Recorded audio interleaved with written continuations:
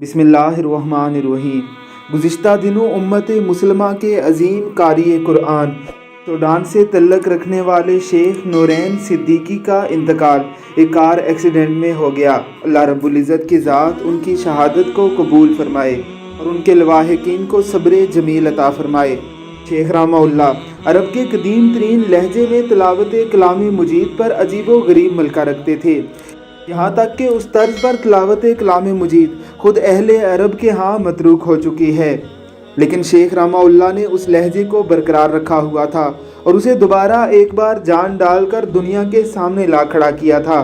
शेख रहमहुल्लाह की तिलावत कलाम मजीद को पूरी दुनिया में ही बड़े ज़ौक़ व शौक़ से सुना जाता था। उनके बारे में कहा जाता था कि शेख रहमहुल्लाह तिलावत कलाम मजीद नहीं करते बल्कि कुरान करीम की आयात पर तैरते हैं। ज़रा सुनिए कदीम अरब लहजे में पुरसोस तिलावत कलाम मजीद जिसने लोगों को चीखने चिल्लाने पर मजबूर कर दिया था। وإذا الصحف نشرت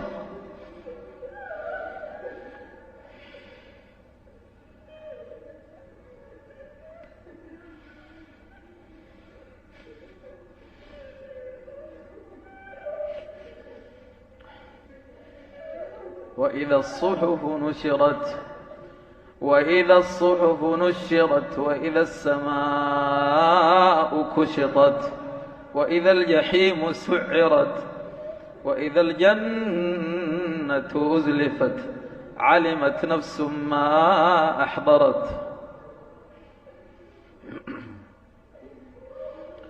فلا أقسم بالخنس الجوار الكنس والليل إذا عسعس والصبح إذا تنفس إنه لقول رسول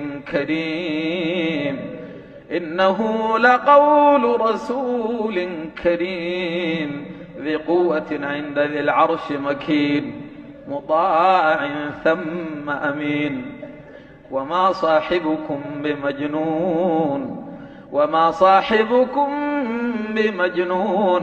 ولقد رأيه بالأفق المبين وما هو على الغيب بضنين وما هو بقول شيطان رجيم فأين تذهبون إن هو إلا ذكر للعالمين لمن شاء منكم أن يستقيم وما يشاءون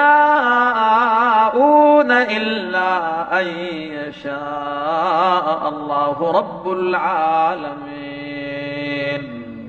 अल्लाह रब्बुल इज़्ज़त की ज़ात शेख रहमहुल्लाह की मग़फ़िरत फ़रमाए और हमें भी उनके रास्ते पर चलने की तौफ़ीक़ अता फ़रमाए। आमीन सुम आमीन।